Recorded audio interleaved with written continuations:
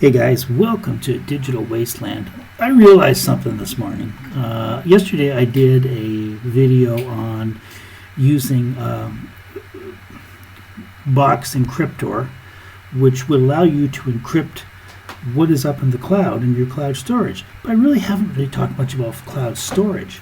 So today I'm going to take a couple of minutes and just go over what you should be looking for if you're going to use cloud storage. Now, if you use Microsoft Office, you get OneDrive for free. And I think they give you a terabyte of data for free with that subscription. I used OneDrive for a very long time, but I had a lot of issues with OneDrive. Quite often links wouldn't work properly and things like that. Plus, I would quite often have things just kind of disappear.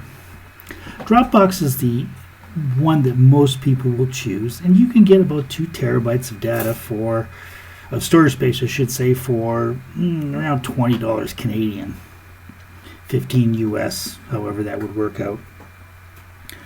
But I kind of got to ask you the question: do you really need that much storage? Right now, these companies are not making money selling their storage; they're making money collecting data. And they're, of course, collecting data on their customers, and they're selling that data. That's why they will turn around and offer you such a phenomenal amount of memory for a monthly payment.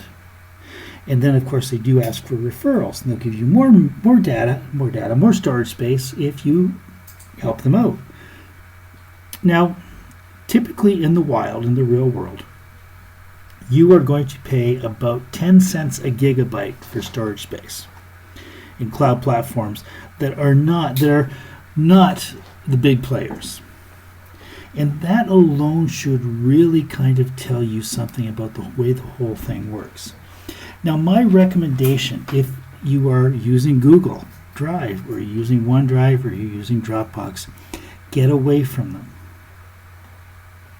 These companies are selling your data and they're making a ton of profit at it. Plus, they are more likely to be hacked than some of the other providers are, simply because of the mass potential for revenue that a good hack could make for anybody out there who wants to get in. Right? And that alone, to me, is enough to make me not really interested in dealing with them. Now, I still have a Dropbox account, but I won't for very much longer. I'm working to get away from it. Nextcloud is my recommendation. Nextcloud uses private servers, some of which you will get free space on. Usually get around 3 to 5 gigabytes of space, and that's actually a lot of space when you consider the types of things normally you would need to put into the cloud. Now, if you want to start doing full backup of your system into the cloud, obviously you're going to need more space.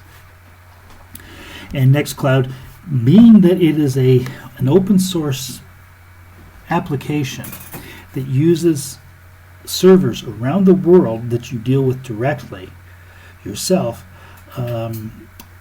it is just an excellent way to go. Now, I have my own Nextcloud instance.